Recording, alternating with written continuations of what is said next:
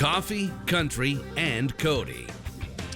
Add Dusty Slay to the menu this morning. Dusty Slay, Jimmy Kimmel, Fallon, Cody, Opry. You got it. That's right. You play all the big time places, don't you? That's right. I am at all the big time places. We made him come inside and get a parking sticker. That's right. To put in his window. That's right. So we wouldn't boot him or tow him. Yeah, they booted you.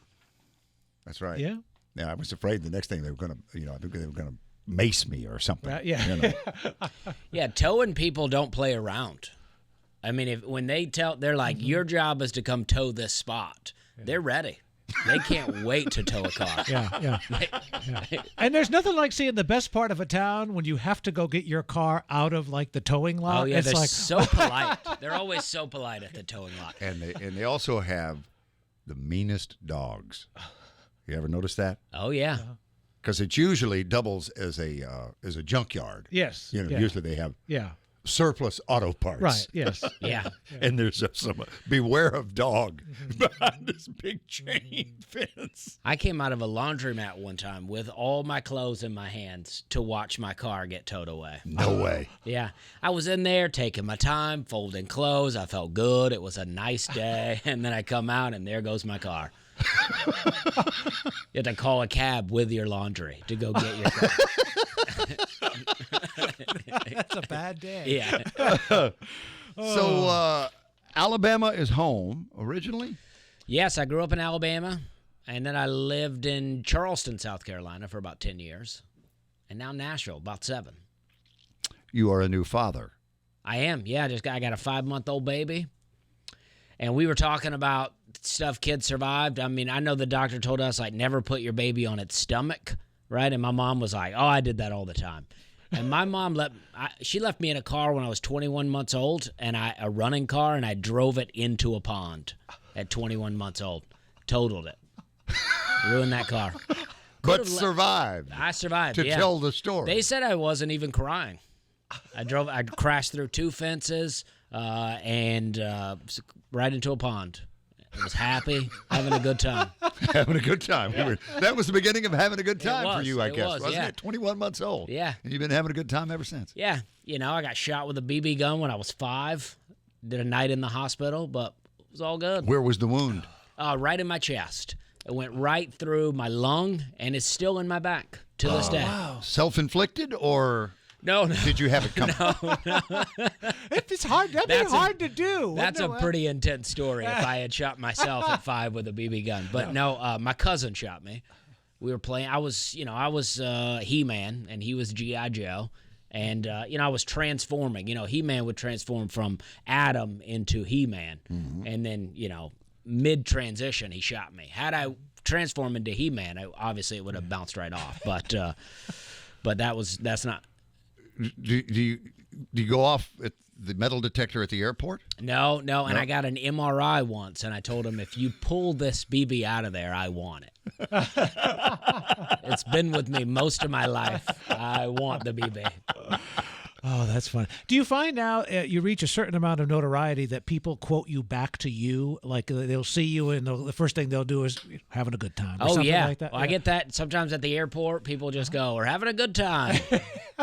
But a lot of times, I'll say we're having a good time, I don't know, like 50 times a show. If I'm doing an hour, I'll say it a ton.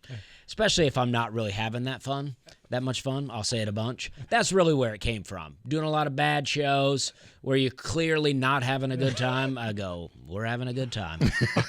But people will come up and they'll go, we're having fun. And I'm like, of all the things to get wrong. How do you get that wrong? Yeah. Well, you will be having fun as the Opry goes pink tonight. Oh, yes. People get to see you at the Opry. And then you've got like a 5-night run in Phoenix from the 22nd through the 24th. And then you get a few days off and come home, and then the reality of fatherhood kicks back in. Yes. It's like, oh, yeah, I remember. I've got to be responsible. And then you're off to Syracuse, New York in early November. I don't know why I don't have this on there, but in between, I'll work with Jeff Foxworthy in Minneapolis. Oh, very cool. Yeah, so that's fun. Have you guys worked together much? No, never have. I did an interview with him once, and then I saw him once at the Opry. I met him at the Opry. Him and Jay Leno co-headlined the Opry. Well, if you go to Dusty Slay, you follow him on the web, it says songs. And what it is, it's from your live album. It's got songs, and it's just got the bits that you do in your routine listed as songs. Oh, it says so. Where is that at? So on if my I website? say matter of fact, yeah. how do you respond? Well, it wouldn't be a song, but I used to. That's a really old joke, but I had to. my dad. Well, my dad said this, and then so I say, I don't like running. Matter of fact, if you ever see me running, I'd appreciate if you'd stop and pick me up. Right? I'm probably in some kind of trouble. Right? So that joke was working really well. So I made several jokes. So I said. Somebody asked me, did I want to box with them? And I said, no, I don't box. Matter of fact, if you see me boxing, I'd appreciate it if you'd stop and break that. Then I say, they were like, you want to lift weights? I'm like, no, I don't lift weights. Matter of fact, if you see me lifting weights, I'd appreciate it if you'd stop trying to bail me out of jail. Okay, another song they have listed. Okay. That's a song for Dusty Slay. Words are funny. Words are funny. What would that have been? Oh, okay, I had a couple. I was walking down the street, and I heard this lady say, this year I bought all my presents online, except for some of them. And I was like, well, that's why we invented the word most. Say I bought most of my presents. Oh, that's funny. You were quoted in my home recently, though. My wife was very disturbed that certain bugs were eating her roses, and she wanted to kill the bugs, but not the plant and the grass or harm the environment. Oh, and I yes. literally told her, "Have you tried a shoe?" Yeah. And she did not find that very humorous.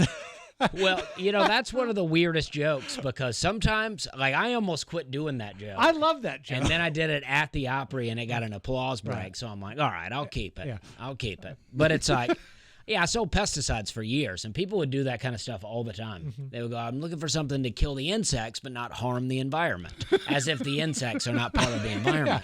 I'm like, well, how about a shoe? Yeah. But they're always looking, what a wild job. And when did you know comedy would be your career? Well, I don't know that I ever knew. I was just selling pesticides, and who'd you work for? I worked for a company called Spectracide. Okay. Where we had a lot of the generic products. Like we were competition for Roundup. Like Roundup, Roundup. Roundup that's the name, and then it's a weed and grass killer. Mm-hmm. But our product was just called weed and grass killer. We were the generic. We didn't mess around with a name. So how did you wind up in pesticides? Well, my brother-in-law worked in that same company years ago. So I moved from Opelika, Alabama to Charleston, South Carolina, and I needed a job. So he got me a job with this company. So I worked part-time, seasonally, and my boss was a guy that used to play football for the Buffalo Bills back in the day. Real big guy, big chin, named Stu Barber. He had glasses with the chain on it, and when he would really want to make a point with you, he'd pull the glasses off. And I don't know why that feels effective, because I see less good when I do that.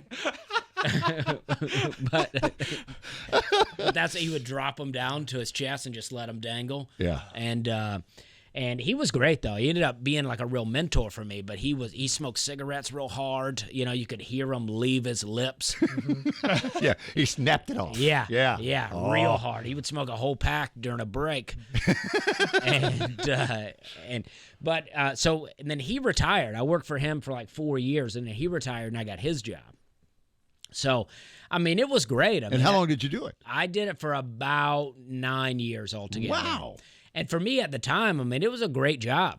But it started changing. Everything was changing all the time, and I really started to hate the job. So I was drinking a lot, too. And I quit drinking, and then I feel like my brain cleared up, and I figured out how I could quit the job. But I had car payment that was expensive, and I had a really expensive car insurance because I had a lot of wrecks.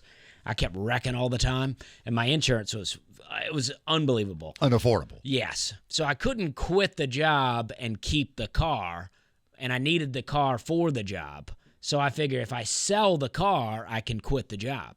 And then I quit drinking and smoking cigarettes. So after all that, I practically needed no money. So I'm curious, how did you quit? I just quit. Did you get professional help, or did you just wake up one day and say, "Hey, this is it"? Yeah, I just quit one day. I went on I was having a great time. Nothing tragic happened. It was a blast. But I just drank so much and smoked so many cigarettes that I just felt terrible. Mm-hmm. And so I decided one day that I was going to take a break from drinking, and then I tried to smoke a cigarette that day, and my I didn't have the capacity even to pull the cigarette. I'm like, what am I doing?